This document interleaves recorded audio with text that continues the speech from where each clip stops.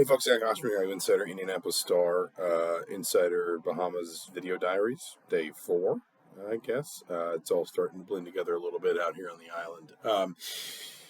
Another really rough day for Indiana. Maybe not quite as sort of existentially difficult, I think, as yesterday was for the Hoosiers. But when it blends together with the Louisville game, still just a really ugly performance.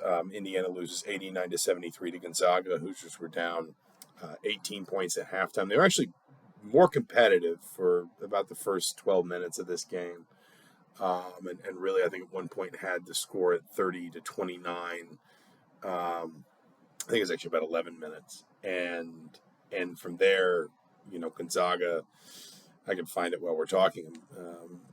Here, Gonzaga led 30-29 with 8:51 left in the first half, and Indiana managed to give up 27 points in less than 9 minutes. Which, again, if we're talking about sort of the fundamental issues facing this team, one of the biggest ones is that when it loses connection with what it's trying to do defensively, it just disappears. And we saw that against Louisville in that stretch in the second half where Indiana was minus 20 in about 7 minutes of game time. We saw it tonight when, Indiana, again, Gonzaga is obviously a really good program, but 27 points in 9 minutes is an extreme number. In less than 9 minutes, that's 3 points a minute. That's a lot.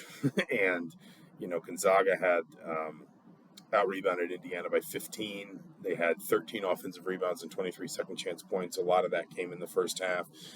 46 points in the paint, 36 of which came in the first half. A lot of those were, just like transition layups, just easy stuff, where Indiana just kind of lost somebody in either ball screen coverage, just kind of either in transition or maybe secondary transition, sort of that early ball screen coverage. Indiana would just, there was the communication, the organization just was not there.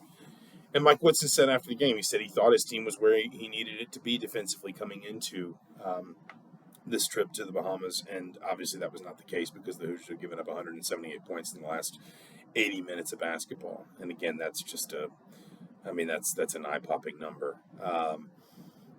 Again, it didn't quite feel like the capitulation that yesterday did. At least I didn't think so. I thought Indiana tried to fight. Indiana tried to push back in the second half a couple times, but just could not string together stops.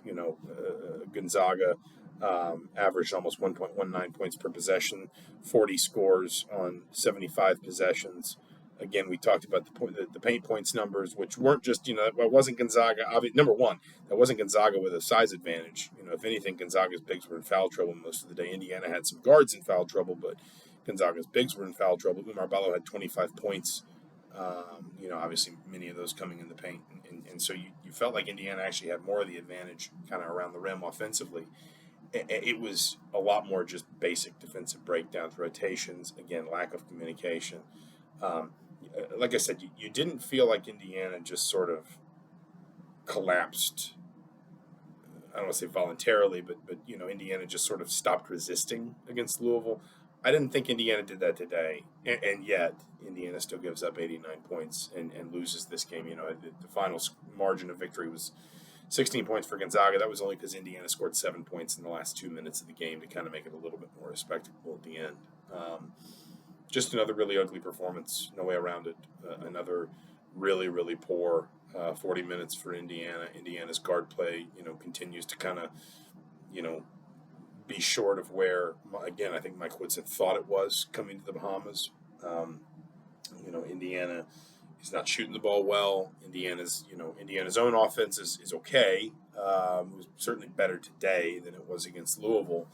But, it just not closing out defensive possessions, making things difficult in key moments. And then, obviously just not being able to score at a rate that can keep up with teams that can pull Indiana apart when Indiana's playing as poorly defensively as it has the last 2 games. So Hoosiers are 4-2. At time of shooting this video, we're still waiting to find out who loses the Providence-Davidson game.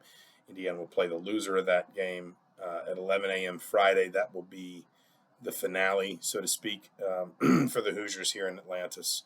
We'll obviously be there for that, and then we'll have some wrap-up coverage through the weekend, though obviously we will also be pivoting all of you toward the bucket game as well. But until then, for the Indianapolis Star, I'm Zach Osterman. Thanks so much for watching. We'll talk to you soon.